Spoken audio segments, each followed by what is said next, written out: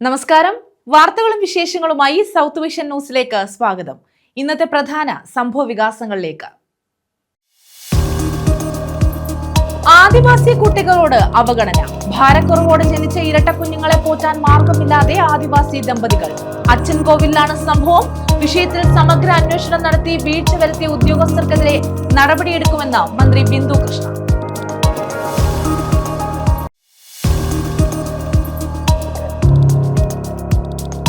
കൊല്ലത്ത് വൻ ലഹരിവേട്ട. വീട്ടിൽ സൂക്ഷിച്ചിരുന്ന 22.48 ഗ്രാം MDMA പിടികൂടി. സംഭവത്തിൽ 2 പേരെ അറസ്റ്റ് ചെയ്തു. അയത്തിൽ സ്വദേശികളാണ് അറസ്റ്റിലായത്.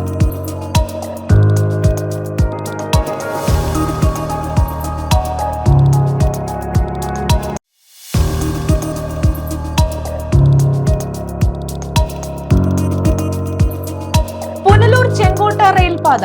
നൈറ്റ് പട്രോളിംഗിന് മോട്ടോർ ട്രോളി പ്രായോഗികമല്ലെന്ന് റെയിൽവേ.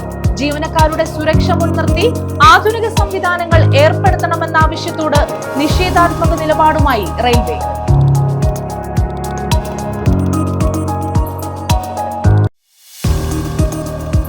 CPIMനെതിരെ രൂക്ഷ വിമർശനവുമായി ജി സുധാകരൻ. പൊളിറ്റിക്കൽ ക്രിമിനലുകളെ ഉപയോഗിച്ചാണ് CPIM അംഗത്വം വലുതാക്കുന്നത്. 10 വർഷം കഴിയുമ്പോൾ പോളിറ്റ് ബ്യൂറോയിൽ ഉൾപ്പെടെ പൊളിറ്റിക്കൽ ക്രിമിനലുകളാണ് ഉണ്ടാവുകയെന്നും നേതൃത്വം ഉൾപ്പെടെ ഇത്തരത്തിലുള്ളവരാണെന്നും ജി സുധാകരൻ.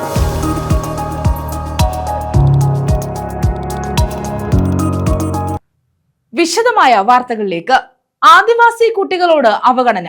ഭാരക്കുറവോടെ ജനിച്ച ഇരട്ട കുഞ്ഞുങ്ങളെ പോറ്റാൻ മാർഗമില്ലാതെ ആദിവാസി ദമ്പതികൾ. അച്ചൻകോവിലാണ് സംഭവം. കുഞ്ഞുങ്ങൾക്ക് നൽകാൻ മുലപ്പാൽ ഇല്ലാത്തതിനാൽ തിളപ്പിച്ചാറിയ വെള്ളമാണ് നൽകുന്നത്. സംഭവത്തിൽ ഇടപെട്ട് മന്ത്രി ബിന്ദു കൃഷ്ണ. വിഷയത്തിൽ സമഗ്ര അന്വേഷണം നടത്തി വീഴ്ച വരുത്തിയ ഉദ്യോഗസ്ഥർക്കെതിരെ നടപടിയെടുക്കുമെന്ന് മന്ത്രി വ്യക്തമാക്കി. അച്ചൻകോവിൽ ഗിരിജനുന്നതിയിലെ ആദിവാസി ദമ്പതികളായ അഞ്ജുവിനും സുനിലിനും അവരുടെ ഇരട്ടക്കുഞ്ഞുങ്ങളായ ആര്യനും അർജുനുമാണ് ഈ ദുർഗതി. 2.5 വർഷത്തെ കാത്തിരിപ്പിനൊടുവിലാണ് ഇരുവർക്കും ഇരട്ടക്കുഞ്ഞുങ്ങൾ ജനിച്ചത്. കുഞ്ഞുങ്ങൾ ജനിച്ചത് ഭാരക്കുറവോടെയായിരുന്നു. കുഞ്ഞുങ്ങളുടെ ആരോഗ്യനില മെച്ചപ്പെടുത്താൻ പോഷകസമൃദ്ധമായ ഭക്ഷണവും പ്രത്യേക പരിചരണവും ഡോക്ടർമാർ നിർദ്ദേശിച്ചു. അതിനാവശ്യമായ സാമ്പത്തിക ശേഷി കുടുംബത്തിനില്ല. മുലപ്പാൽ നൽകാൻ കഴിയാഞ്ഞതോടെ കുഞ്ഞുങ്ങൾക്ക് നൽകുന്നത് തിളപ്പിച്ചാറിയ വെള്ളമാണെന്ന് കുടുംബം പറയുന്നു. പോഷകാഹാരക്കുറവ് കുഞ്ഞുങ്ങളുടെ ആരോഗ്യത്തെ ഗുരുതരമായി ബാധിക്കുന്ന സ്ഥിതിയാണ്. ഗർഭകാലത്ത് ലഭിക്കേണ്ട പോഷകാഹാരങ്ങളും സർക്കാർ ധനസഹായവും ലഭിച്ചിട്ടില്ല. ഭർത്താവിന് ജോലിക്ക് പോകാൻ പറ്റാത്ത കാരണം ഞങ്ങള് പാൽപ്പൊടി വാങ്ങിക്കാൻ പോലും പൈസ കയ്യിലില്ലാത്തതിന് ഞങ്ങൾ ഒരു ദിവസം അവർക്ക് വെള്ളമാണ് കൊടുത്തിരുന്നത്. പിന്നെ പാൽപ്പൊടിയാണെങ്കിൽ നമ്മൾ ഇവിടെ നിന്ന് പുനലൂർ പോകണം, പക്ഷെ അതിനും വേണം വണ്ടിക്കൂലി. നമുക്ക് ഭയങ്കര ബുദ്ധിമുട്ടാണ് ഇപ്പൊ. അത് കാരണം പൊടി വാങ്ങിക്കാനും പൈസയില്ല, പോവാനും പൈസയില്ല. ഇപ്പൊ തന്നെ കുഞ്ഞുങ്ങൾ കാരണം ഞങ്ങൾക്ക് കഴിക്കാൻ പോലും സമയമില്ല. ഗർഭിണികൾക്ക് മാസം തോറും നൽകേണ്ട 2000 രൂപയുടെ ധനസഹായവും നൽകിയില്ല. എന്നാൽ അപേക്ഷ ലഭിക്കാത്തതിനാലാണ് ധനസഹായം നൽകാൻ കഴിയാത്തതെന്നാണ് ST പ്രൊമോട്ടറുടെ വിശദീകരണം. സംഭവം പുറത്തറിഞ്ഞതോടെ വിഷയത്തിൽ കൃത്യമായ അന്വേഷണം നടത്തി അനാസ്ഥ കാട്ടിയ ഉദ്യോഗസ്ഥർക്കെതിരെ നടപടിയെടുക്കുമെന്ന് മന്ത്രി ബിന്ദു കൃഷ്ണ വ്യക്തമാക്കി. തീർച്ചയായും മാധ്യമങ്ങളിലൂടെ ശ്രദ്ധയിൽപ്പെട്ട അപ്പോൾ തന്നെ ആദ്യം DMOയെ വിളിച്ച് എത്രയും പെട്ടെന്ന് അവർക്ക് ആരോഗ്യ രംഗത്ത് ആരോഗ്യ ശുശ്രൂഷ നൽകാൻ, ആ കാര്യം കുഞ്ഞിന്റെ ആരോഗ്യം ആദ്യം ശ്രദ്ധിക്കാൻ വേണ്ടി നിർദ്ദേശം നൽകി. അപ്പോൾ തന്നെ എല്ലാ കാര്യങ്ങളും അവർ നോക്കുകയുണ്ടായി. അതിനുശേഷം ബന്ധപ്പെട്ട ഡിപ്പാർട്ട്മെന്റിന്റെ ഉദ്യോഗസ്ഥനെ വിളിച്ച് എന്തുകൊണ്ടത് സംഭവിച്ചു, നമ്മുടെ സംസ്ഥാനത്ത് സ്ത്രീകളുടെയും കുഞ്ഞുങ്ങളുടെയും കാര്യങ്ങൾ നോക്കാൻ പ്രത്യേകമായ ഡിപ്പാർട്ട്മെന്റ് ഉണ്ട്. അതോടൊപ്പം തന്നെ ഓരോ ദുർബല വിഭാഗങ്ങളെ പ്രത്യേകമായി സംരക്ഷിക്കുന്നതിനുള്ള നിരവധിയായ പദ്ധതികളുണ്ട്. അതനുസരിച്ച് ആദ്യം ട്രൈബൽ പ്രൊമോട്ടർ ഉള്ളതാണ്. ട്രൈബൽ പ്രൊമോട്ടർ കൂടി ചെന്നിട്ടേ ഇല്ലെന്നാണ് ഇപ്പോൾ കിട്ടിയ വിവരം. ഇത്ര അനാസ്ഥയാണ്. അപ്പോൾ തന്നെ വകുപ്പ് മന്ത്രി ശ്രീമതി തുളസി ടീച്ചറിനോട് ആ വിവരം ധരിപ്പിക്കുകയും ആ വീഴ്ച വരുത്തിയ ഉദ്യോഗസ്ഥർ ആരായാലും അവർക്കെതിരെ നടപടി എടുക്കണമെന്ന് ആവശ്യപ്പെടുകയും ചെയ്തിട്ടുണ്ട്. അന്വേഷണം നടത്തും. കാരണം ഈ പ്രൊമോട്ടറുടെ ഭാഗത്ത് വീഴ്ച ഉണ്ടായെന്നാണ് ഈ അച്ഛനും അമ്മയും തന്നെ പറയുന്നത്. സ്വാഭാവികമായ അന്വേഷണം വേണ്ടതല്ലേ? അന്വേഷണം ഉണ്ടാവും, നടപടി ഉണ്ടാവും. കുഞ്ഞിന് നമ്മുടെ നാട്ടില് പാലിന് അതൊന്നും കൊടുക്കാനില്ല എന്ന് പറഞ്ഞാൽ അതിനൊക്കെ ഒരു നവജാത ശിശുവിന് അവകാശങ്ങൾ ഏറ്റവും വലിയ നീതി നിഷേധമല്ലേ? ഒരു കാരണവശാലും കേരളത്തിൽ അംഗീകരിക്കാൻ പറ്റുന്ന കാര്യമില്ല. SC പ്രൊമോട്ടർമാരായാലും ആശാവർക്കർമാരായാലും അത്തരത്തിൽ നമ്മുടെ സർക്കാർ ഈ പദ്ധതികൾ ആവിഷ്കരിച്ച് നടപ്പിലാക്കിയിരിക്കുന്ന ഒരാൾക്കും ഇങ്ങനെ അവസ്ഥ ഉണ്ടാകാതിരിക്കാൻ വേണ്ടിയാ. ആരോഗ്യ പ്രവർത്തകർ ഇടയ്ക്കിടെ എത്തി പരിശോധനകളും നിർദ്ദേശങ്ങളും നൽകും. എന്നാൽ ഇവ പാലിക്കാൻ ആവശ്യമായ സൗകര്യങ്ങളോ സാമ്പത്തിക ശേഷിയോ ആദിവാസി കുടുംബങ്ങളിൽ പലർക്കുമില്ല. ആദിവാസി ക്ഷേമ പദ്ധതികൾ അർഹരിലേക്ക് എത്തുന്നില്ല എന്നു തന്നെയാണ് ഇപ്പോഴത്തെ സാഹചര്യങ്ങൾ വ്യക്തമാക്കുന്നത്. വിദ്യാഭ്യാസം കുറവുള്ളവരാണ് മാതാപിതാക്കളെങ്കിൽ ആദിവാസി മേഖലയിൽ പ്രവർത്തിക്കുന്ന പ്രൊമോട്ടർമാർ അപേക്ഷയിലെ വിവരങ്ങൾ പൂരിപ്പിച്ച് സഹായിക്കുക എന്ന ഉത്തരവാദിത്വമുണ്ട്. അതുപോലും ഇവിടെ നടപ്പായിട്ടില്ല. നമുക്കാണെങ്കിൽ ഇപ്പൊ ട്രൈബലിന് കിറ്റുകൾ കിട്ടുന്നില്ല, പ്രസവ സമയത്ത് പോലും പോഷകാഹാരങ്ങൾ കിട്ടുന്നില്ല. പിന്നെ വീട്, പ്രത്യേകിച്ച് വീട് നമുക്ക് ഇപ്പൊ വർഷങ്ങളായാലും അവര് ആ വീടിനെ കുറിച്ച് അന്വേഷിക്കുന്നുമില്ല. കല്യാണം കഴിച്ചവർ എത്ര കുടുംബം ഉണ്ടെന്ന് പോലും അവർ അന്വേഷിക്കത്തില്ല. ഇപ്പോഴാണെങ്കിൽ എന്റെ ഭർത്താവിന് ജോലിക്ക് പോകാൻ പോലും പറ്റത്തില്ല, 2 പിള്ളേരായോണ്ട് ഭയങ്കര ബുദ്ധിമുട്ടാണ്. പിന്നെ നമ്മള് ആശുപത്രി പോകണമെങ്കിൽ ഒരു വണ്ടി വിളിച്ചാൽ ട്രൈവലിൽ നിന്ന് പ്രൊമോട്ടർമാർ അതിനെക്കുറിച്ച് അവരെ സഹായിക്കത്തില്ല. നമുക്ക് വണ്ടിയെക്കുറിച്ച് അവരെ സഹായിക്കത്തില്ല. നമ്മളെ സ്വന്തമായിട്ട് വണ്ടി വിളിച്ച് പോകണമെന്നാണ് ട്രൈവൽ പ്രൊമോട്ടർ നമ്മളോട് പറയുന്നത്. ന്യൂസ് ബ്യൂറോ, കൊല്ലം. ഭാര്യയുമായുള്ള തർക്കത്തിൽ ഇടപെട്ട ഭാര്യ മാതാവിനെ മർദ്ദിച്ച് കൊലപ്പെടുത്തിയ കേസിൽ മരുമകനെ റിമാൻഡ് ചെയ്തു. പുനലൂർ ഹൈസ്കൂൾ ജംഗ്ഷന് സമീപം സെയ്തുൽ ബീവിയാണ് മരിച്ചത്. ഇവരുടെ മരുമകൻ ഉസ്മാനാണ് റിമാൻഡിലായത്. പുനലൂർ ഹൈസ്കൂൾ ജംഗ്ഷനിൽ ദർഭവിള വീട്ടിൽ 70-കാരിയായ സെയ്തുൽ ബീവിയാണ് കഴിഞ്ഞ ദിവസം മരിച്ചത്. സംഭവത്തിൽ പോലീസ് കസ്റ്റഡിയിലായിരുന്ന ഇവരുടെ മരുമകൻ 60-കാരനായ ഉസ്മാനെയാണ് റിമാൻഡ് ചെയ്തത്. കൊലപാതക കുറ്റമാണ് ഇയാളുടെ മേൽ ചുമത്തിയിട്ടുള്ളത്. അന്വേഷണത്തിന്റെ ഭാഗമായി പോലീസിന്റെ ശാസ്ത്രീയ പരിശോധനാ വിഭാഗം വീട്ടിലെത്തി തെളിവുകൾ ശേഖരിച്ചു. പുനലൂർ താലൂക്ക് ആശുപത്രി മോർച്ചറിയിൽ സൂക്ഷിച്ചിരുന്ന സെയ്തുൽ ബീവിയുടെ മൃതദേഹം പാരിപ്പള്ളി മെഡിക്കൽ കോളേജിൽ എത്തിച്ച് പോസ്റ്റ്മോർട്ടം നടപടികൾ പൂർത്തിയാക്കി വൈകിട്ടോടെ ബന്ധുക്കൾക്ക് വിട്ടു നൽകി. പുനലൂർ ഹൈസ്കൂൾ ജംഗ്ഷനിൽ ബുധനാഴ്ച വൈകിട്ടായിരുന്നു സംഭവം. മദ്യപിച്ച ഉസ്മാൻ ഭാര്യ ഹസീനയുമായി തർക്കമുണ്ടായി. ഇത് തടയാനെത്തിയ സെയ്തുൽ ബീവിയുടെ മുഖത്തടിക്കുകയും ചവിട്ടി വീഴ്ത്തുകയുമായിരുന്നു. ബഹളം കേട്ട് സമീപത്തുണ്ടായിരുന്നവർ ഓടിയെത്തി ആശുപത്രിയിൽ എത്തിച്ചെങ്കിലും ഇവരെ രക്ഷിക്കാൻ കഴിഞ്ഞില്ല. News bureau, Punalur. കായംകുളത്ത് ഹോട്ടലുകളിലും തട്ടുകടകളിലും നടത്തിയ പരിശോധനയിൽ പഴകിയ ആഹാര വസ്തുക്കൾ പിടികൂടി. 8 ഹോട്ടലുകളിലാണ് നിയമലംഘനങ്ങൾ കണ്ടെത്തിയത്. ശുചിത്വ നിലവാരം പാലിക്കാതിരിക്കുക, നിരോധിത ചേരുവകൾ ഉപയോഗിക്കുക, പഴകിയ ഭക്ഷ്യവസ്തുക്കൾ വിൽക്കുക എന്നീ കുറ്റങ്ങൾക്കെതിരെ നടപടി സ്വീകരിച്ചതായി നഗരസഭ ആരോഗ്യ വിഭാഗം അറിയിച്ചു. 5000 മുതൽ 10000 രൂപ വരെ ഹോട്ടലുകൾക്ക് പിഴ ചുമത്തി. ഭക്ഷണശാലകൾ, തട്ടുകടകൾ, മാലിന്യം തള്ളുന്ന പ്രദേശങ്ങൾ, നിരോധിത പ്ലാസ്റ്റിക് ഉപയോഗിക്കുന്നതിനെതിരായ പരിശോധന എന്നിവയാണ് കായംകുളം നഗരസഭയിലെ ആരോഗ്യ വിഭാഗം നടത്തിയത്. ഇതിന്റെ ഭാഗമായാണ് വിവിധ ഹോട്ടലുകളിൽ നിന്ന് പഴയ ഭക്ഷണ സാധനങ്ങൾ പിടിച്ചെടുത്തത്. ഓരോ സ്ഥാപനത്തിനും 5000 രൂപ മുതൽ 10000 രൂപ വരെ പിഴ ചുമത്തി. കണ്ണൂർ റെസ്റ്റോറന്റ്, കൈകീൻ ദം ബിരിയാണി, ഭാരത് കഫേ, അൽഷീബ മന്തി, അറേബ്യൻ ദർബാർ, സ്വാദ് ഹോട്ടൽ, ആകാശ് വീട്ടിലൂണ്, ഗവൺമെന്റ് ഗസ്റ്റ് ഹൌസ്, ക്യാന്റീൻ എന്നിവിടങ്ങളിലായിരുന്നു പരിശോധന. ഇവിടങ്ങളിൽ നിന്നുമാണ് പഴകിയ ഭക്ഷ്യവസ്തുക്കൾ പിടിച്ചെടുത്തത്. സ്ഥാപനങ്ങൾക്ക് പിഴ നോട്ടീസ് നൽകി നടപടി സ്വീകരിച്ചതായി നഗരസഭാ സെക്രട്ടറി അറിയിച്ചു. തുടർന്നും ആരോഗ്യ വിഭാഗത്തിന്റെ പരിശോധന നടക്കുമെന്ന് സെക്രട്ടറി അറിയിച്ചു. News bureau, Kayamkulam. കൊല്ലത്ത് വൻ ലഹരിവേട്ട. വീട്ടിൽ സൂക്ഷിച്ചിരുന്ന 22.48 ഗ്രാം MDMA പിടികൂടി. സംഭവത്തിൽ 2 പേരെ അറസ്റ്റ് ചെയ്തു. ഗ്രാമിന് 6000 മുതൽ 7000 രൂപ വരെയാണ് വാങ്ങിയിരുന്നതെന്ന് പോലീസ് പറഞ്ഞു. അയത്തിൽ സ്വദേശികളാണ് അറസ്റ്റിലായത്. വീട്ടിൽ രഹസ്യമായി സൂക്ഷിച്ചിരുന്ന 22.48 ഗ്രാം MDMA ആണ് പിടികൂടിയത്. സംഭവത്തിൽ 2 പേരെ അറസ്റ്റ് ചെയ്തു. അയത്തിൽ 2-ാം നമ്പർ ജംഗ്ഷനിൽ കട്ടവിളപ്പള്ളിക്ക് സമീപം നാജിത്ത് മൻസിലിൽ 24-കാരനായ നബീൻ, ഇയാളുടെ സുഹൃത്ത് അയത്തിൽ അജ്മൽ മൻസിലിൽ 24-കാരനായ മുഹമ്മദ് അലി എന്നിവരെയാണ് പോലീസ് അറസ്റ്റ് ചെയ്തത്. നബീന്റെ വീട്ടിൽ നിന്നുമാണ് 22.48 ഗ്രാം MDMA പിടിച്ചെടുത്തത്. കോളേജ് വിദ്യാർത്ഥികൾക്ക് വിതരണം ചെയ്യാനായാണ് ഇവർ MDMA വാങ്ങി സൂക്ഷിച്ചിരുന്നതെന്ന് പോലീസ് പറഞ്ഞു. 1 ഗ്രാമിന് 6000 മുതൽ 7000 രൂപ വരെ നിരക്കിലായിരുന്നു വിൽപ്പന. ബ്രൗൺ, വെള്ള നിറങ്ങളിലുള്ള MDMA ആണ് കണ്ടെടുത്തത്. ഇതിൽ ബ്രൗൺ കളർ MDMAക്കാണ് വില കൂടുതലെന്നും പോലീസ് വ്യക്തമാക്കി. ഇത് തൂക്കി നൽകാനുള്ള ഡിജിറ്റൽ ത്രാസ് ഉൾപ്പെടെ ഇവരിൽ നിന്നും പിടിച്ചെടുത്തിട്ടുണ്ട്. ഡാൻസ് ഓഫ് ടീമിന് ലഭിച്ച രഹസ്യ വിവരത്തിന്റെ അടിസ്ഥാനത്തിലായിരുന്നു പരിശോധന. വീടിനുള്ളിൽ നബീന്റെ മുറിയിൽ രഹസ്യമായി സൂക്ഷിച്ചിരിക്കുകയായിരുന്നു MDMA. ഇവർ വീട്ടിലുണ്ടെന്ന് ഉറപ്പുവരുത്തിയ ശേഷമാണ് ഡാൻസ് ഓഫ് സംഘം വീട് വളഞ്ഞ് പരിശോധന നടത്തിയത്. ആദ്യമായാണ് ഇവർ പിടിയിലായത്. കൊല്ലത്തുള്ള ഒരാളുടെ കയ്യിൽ നിന്നുമാണ് ഇവർ മയക്കുമരുന്ന് വാങ്ങിയതെന്നാണ് പോലീസിന് മൊഴി നൽകിയിട്ടുള്ളത്. DANSAF SI Gopakumar, Sai Senan, Baiju Jerome, Harilal, SI Sunilkumar, Seenu, CPOമാരായ അനുവാർ നാഥ്, റോയി അനൂപ് എന്നിവരടങ്ങുന്ന സംഘമാണ് MDMA പിടികൂടിയത്.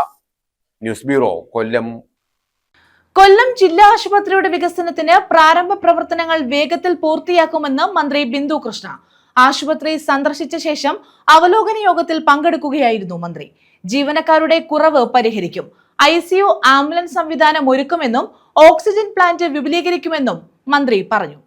വിവിധ ഒഴിവുകളിലേക്ക് നിയമനം നടത്തി ജീവനക്കാരുടെ കുറവ് പരിഹരിക്കും. കിഫ്ബി നടത്തുന്ന നിർമ്മാണ പ്രവർത്തനങ്ങൾ, അടിയന്തര ചികിത്സാ യൂണിറ്റ്, പൊള്ളലേറ്റുണ്ടാകുന്ന അപകടങ്ങൾക്കുള്ള ചികിത്സാ കേന്ദ്രം എന്നിവയുടെ നിർമ്മാണ പ്രവർത്തനങ്ങൾ സമയബന്ധിതമായി പൂർത്തിയാക്കുമെന്നും മന്ത്രി ബിന്ദു കൃഷ്ണ പറഞ്ഞു. എല്ലാ ആശുപത്രി എത്രയും പെട്ടെന്ന് കെട്ടിട പണി പൂർത്തിയാക്കി മതിയാവും. കാരണം നമുക്കറിയാം ഇതിന് ഈ ആശുപത്രിക്ക് ഉൾക്കൊള്ളാൻ പറ്റാത്ത അത്ര രോഗികളാണ് വരുന്നത്. ഇത് എത്രയും പെട്ടെന്ന് അതിന്റെ പണി പൂർത്തിയാക്കുന്നതിന്റെ അവലോകന യോഗത്തിനാണ് ഇന്ന് എത്തിയിരിക്കുന്നത്. ഏറ്റവും പ്രധാനമായ പ്രാധാന്യം കൊടുത്ത് നമ്മുടെ ജില്ലാശുപത്രി ഈ നിർമ്മാണ പ്രവർത്തനങ്ങളടക്കം വലിയ ഇഴച്ചിലാണ് ഇപ്പോഴും പോകുന്നത്.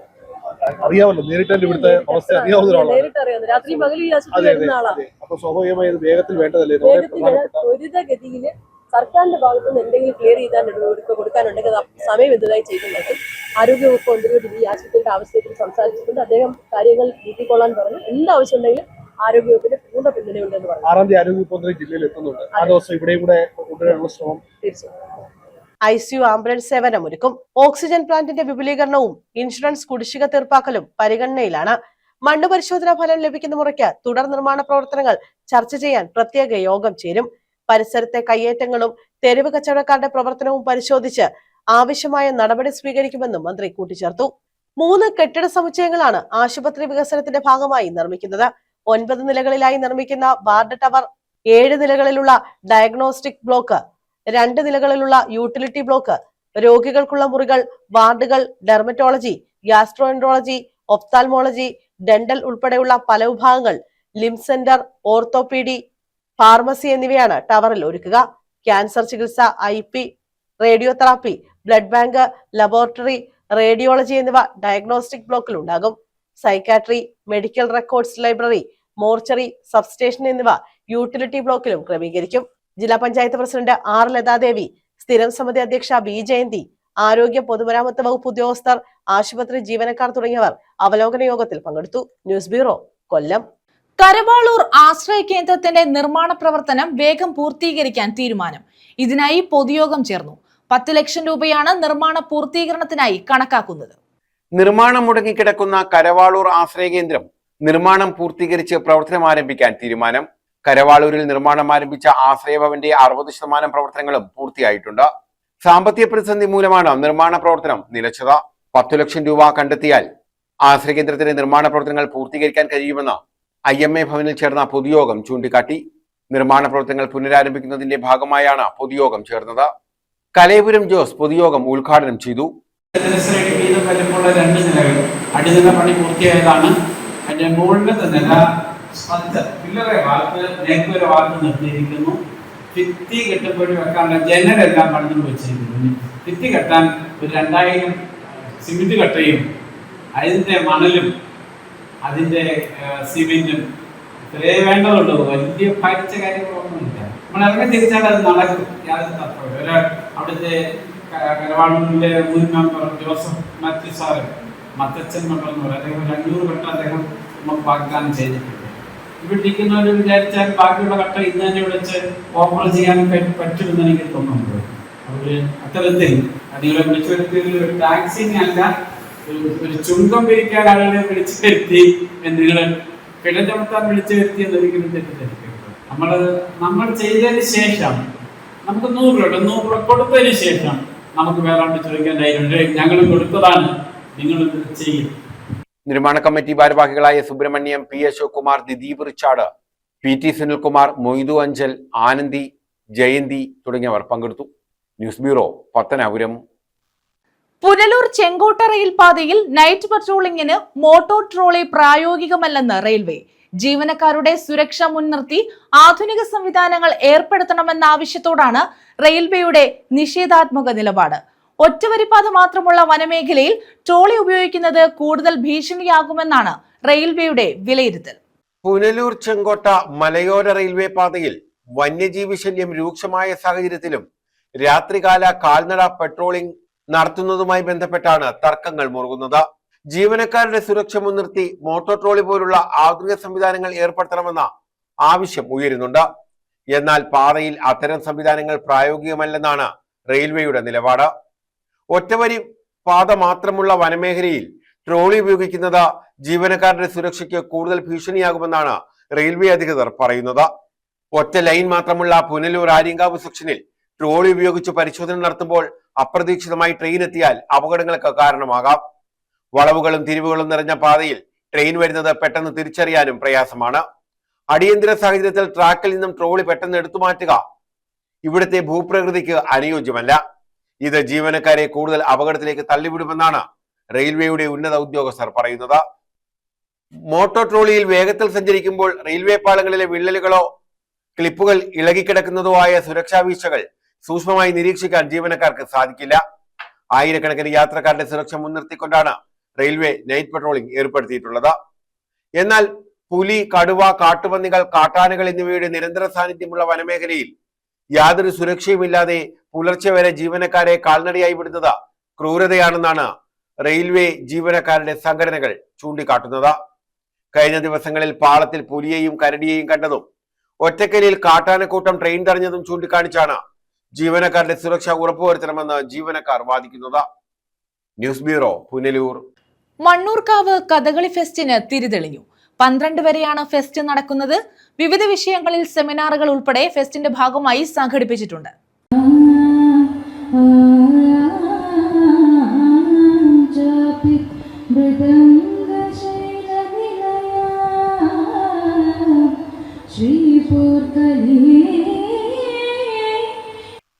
മൈനാഗപ്പള്ളി മണ്ണൂർക്കാവ് കഥകളി ഫെസ്റ്റിനാണ് ക്ഷേത്രാങ്കണത്തിൽ തുടക്കം കുറിച്ചത്.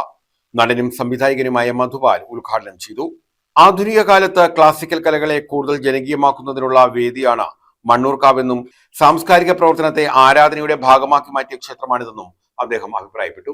സംഘടനകളുമായിട്ടൊക്കെ പറഞ്ഞു പോകുമ്പോൾ ആരംഭശൂന്യത തുടക്കത്തിൽ വലിയ തോതിൽ നടത്തിയെടുക്കും. പക്ഷെ കുറച്ച് കഴിയുമ്പോഴേക്കും അത് മണ്ണ് മറഞ്ഞ് അല്ലെങ്കിൽ ചെയ്തെടുക്കാൻ ആളില്ലാതാവുമ്പോൾ അത് പൊതുവെ പിന്നിലേക്ക് പോകും. പക്ഷെ നിങ്ങൾ അത് ചെയ്യരുത് എന്ന് ഞാൻ വീണ്ടും വീണ്ടും അപേക്ഷിക്കുന്നതിന് കാരണം ഈ ഒരു കലാരൂപം നിലനിൽക്കേണ്ടത് കേരളത്തിന്റെ ആവശ്യമാണ്, കലാകാരന്മാരുടെ ആവശ്യമാണ് എന്നുള്ള ബോധം. കലാമണ്ഡലം സജീവമായിട്ട് കലാമണ്ഡലവുമായി ബന്ധപ്പെട്ട പല കാര്യങ്ങളും ഇടപെട്ടപ്പോഴൊക്കെ കലാമണ്ഡലത്തിന്റെ ഈ കലാരൂപം കഥകളി എന്ന കലാരൂപത്തെ എത്രത്തോളം വലിയ തോതിലാണ് ലോകം മുഴുവൻ അംഗീകരിക്കുന്നത് എന്നുള്ളത് അറിയാൻ കഴിഞ്ഞിട്ടുണ്ട്. അവിടെ വന്ന് പഠിക്കുന്ന ആൾക്കാരെ നമ്മൾ കണ്ടിട്ടുണ്ട്, പഠിപ്പിക്കുന്ന ഗുരുക്കന്മാരെ കണ്ടിട്ടുണ്ട്. ആ ഗുരുമുഖത്തു നിന്ന് പഠിച്ചെടുക്കാൻ ഇവിടെയുള്ള കുട്ടികൾക്ക് കഴിയുന്നത് തീർച്ചയായിട്ടും അതൊരു നിസ്സാരമായ കാര്യമല്ല എന്നതും അത് തിരിച്ചറിഞ്ഞുകൊണ്ട് ഇതിനെ നിലനിർത്തേണ്ട ഉത്തരവാദിത്വം നമുക്കുണ്ടെന്നുള്ള ബോധ്യമുള്ളത് കൊണ്ടും ഇതിന്റെ പിന്നിൽ നിന്ന് പ്രവർത്തിക്കുന്ന ഒരുപാട് മനസ്സുകൾ സജീവമായിട്ട് നിലനിൽക്കട്ടെ എന്ന് ആശംസിക്കുകയും ചെയ്തുകൊണ്ട് വിദ്യാർത്ഥികൾക്കും കലാപ്രതിഭകൾക്കുമുള്ള അവാർഡ് ദാനം ഉല്ലാസ് കോവൂർ MLA നിർവഹിച്ചു. പോലെയുള്ള സ്ഥലങ്ങൾ ഒഴിച്ചാൽ ഒഴിച്ചാൽ ഏറ്റവും ഗൗരവപൂർണമായി ജാഗ്രതയോടെ അന്യം നിന്ന് പോകുന്ന ഒട്ടേറെ കലാരൂപങ്ങളിൽ ഒന്നിനെ ഒരു നേർച്ച വഴിപാടാക്കി ഒരു അനുഷ്ഠാനം അനുഷ്ഠിക്കുമ്പോൾ എല്ലാ വർഷവും കഥകളി അവതരിപ്പിക്കുക മാത്രമല്ല, മറിച്ച് അനുബന്ധമായി പഠന ക്ലാസുകൾ സംഘടിപ്പിക്കുക, ചർച്ചകൾ സെമിനാറുകൾ, സിംബോസിയങ്ങൾ, വിവിധ സമ്മേളനങ്ങൾ, കഥകളി ചമയങ്ങളുടെ പ്രദർശനങ്ങൾ തുടങ്ങി നമ്മുടെ നാട്ടിലെ കലാപ്രതിഭകളെയെല്ലാം ഈ പ്രമുഖമായ വേദിയിലേക്ക് കൊണ്ടുവന്ന് ആദരിക്കുകയും CR മഹേഷ് MLA മുഖ്യപ്രഭാഷണം നടത്തി. അത് മൺമറഞ്ഞ് പോയിക്കൊണ്ടിരിക്കുന്നു. അങ്ങനെ കാലഹരണപ്പെട്ടു പോകുന്നു എന്ന ഭയമുള്ള, മൺമറഞ്ഞു പോകും എന്ന് കരുതുന്ന ഒരു കലയെ വിശ്വാസത്തിൽ വീണ്ടെടുക്കുക.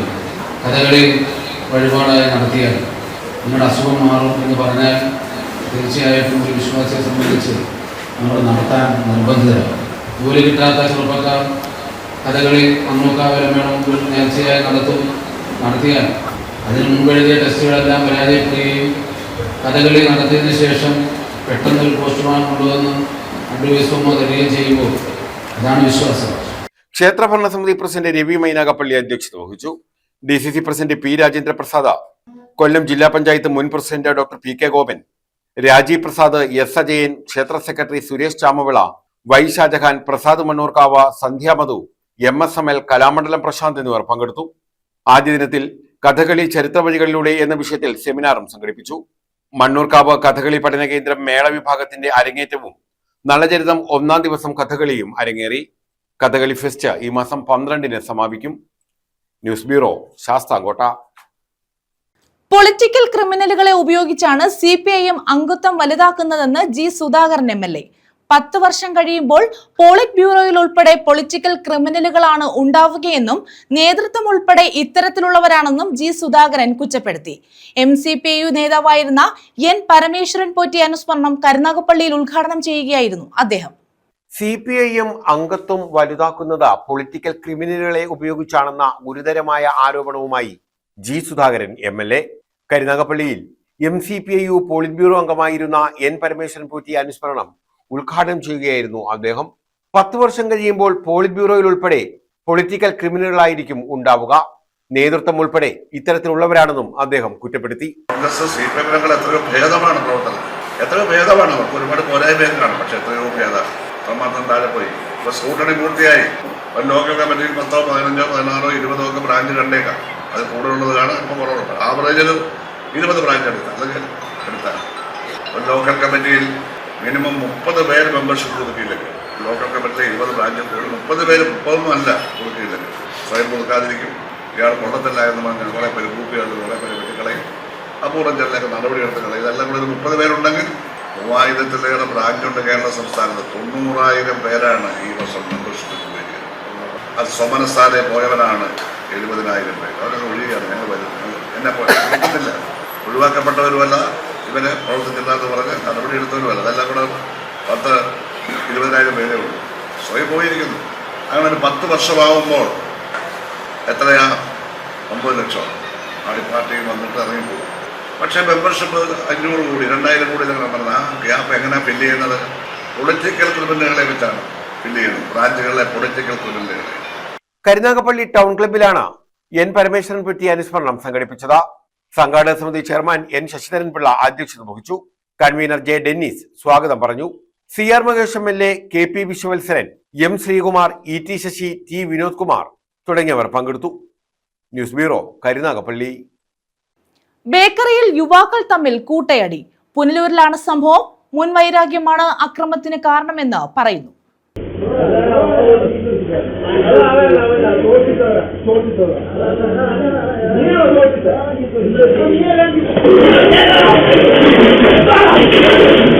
പുനലൂരിലെ ബേക്കറിയിലാണ് യുവാക്കൾ തമ്മിൽ കൂട്ടയടി നടന്നത്. ബേക്കറിയിൽ ചായ കുടിച്ചുകൊണ്ടിരുന്ന യുവാക്കളും പുറത്തുനിന്ന് എത്തിയവരും തമ്മിലാണ് സംഘർഷമുണ്ടായത്. മുൻവൈരാഗ്യമാണ് ആക്രമണത്തിൽ കലാശിച്ചതെന്നാണ് പറയുന്നത്.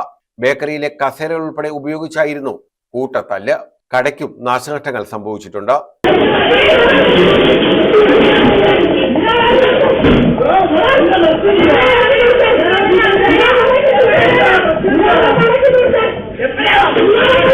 സംഭവത്തിൽ കടയുടമ പോലീസിൽ പരാതി നൽകി.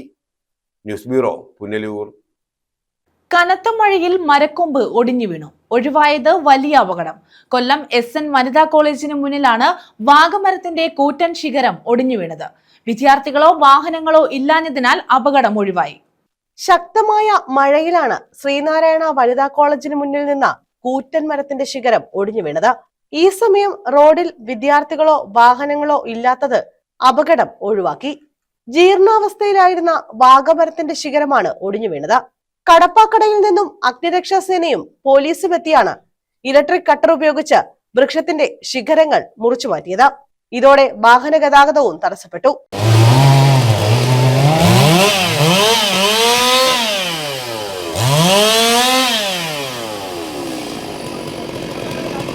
കഴിഞ്ഞ ദിവസം വിമലഹൃദയ ഹൈസ്കൂളിന് സമീപത്തെ KSCB-യുടെ ഇലക്ട്രിക് പോസ്റ്റും അജ്ഞാത വാഹനമിടിച്ച് തകർന്നിരുന്നു. ഇതും നീക്കം ചെയ്തു.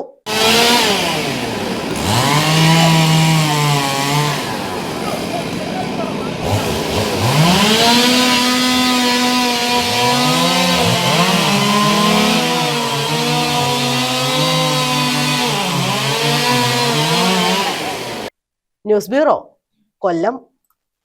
പ്രധാന വാർത്തകൾ വീണ്ടും. ആദിവാസി കുട്ടികളോട് അവഗണന. ഭാരക്കുറവോടെ ജനിച്ച ഇരട്ട കുഞ്ഞുങ്ങളെ പോറ്റാൻ മാർഗമില്ലാതെ ആദിവാസി ദമ്പതികൾ. അച്ചൻകോവിലാണ് സംഭവം. വിഷയത്തിൽ സമഗ്ര അന്വേഷണം നടത്തി വീഴ്ച വരുത്തിയ ഉദ്യോഗസ്ഥർക്കെതിരെ നടപടിയെടുക്കുമെന്ന് മന്ത്രി ബിന്ദു കൃഷ്ണ.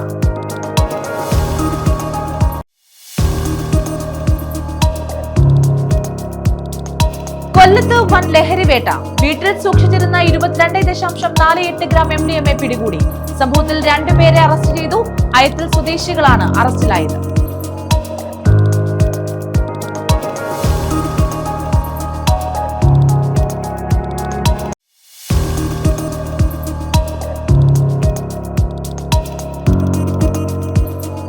പുനലൂർ ചെങ്കോട്ട റെയിൽപാത.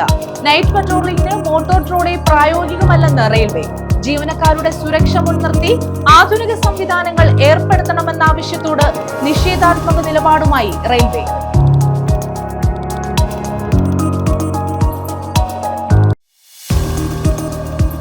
CPIMനെതിരെ രൂക്ഷ വിമർശനവുമായി G സുധാകരൻ.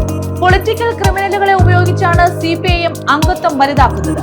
10 വർഷം കഴിയുമ്പോൾ പോളിറ്റ് ബ്യൂറോയിൽ ഉൾപ്പെടെ പൊളിറ്റിക്കൽ ക്രിമിനലുകളാണ് ഉണ്ടാവുകയെന്നും നേതൃത്വം ഉൾപ്പെടെ ഇത്തരത്തിലുള്ളവരാണെന്നും G സുധാകരൻ.